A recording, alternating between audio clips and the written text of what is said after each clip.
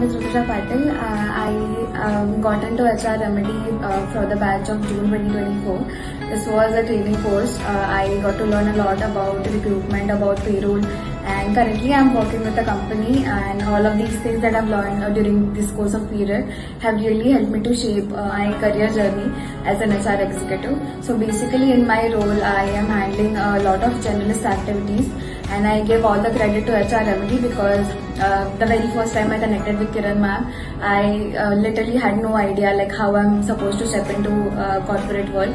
So bit scared, but she gave me all the details. We had Rajan Darika sir for recruitment, so he gave all the practical case studies for us to learn from. We had a very brilliant trainer for payroll as well. So these people have shaped me what I am right now. So I'm very thankful to HR Remedy, and I wish all the best for the institute, and very thankful.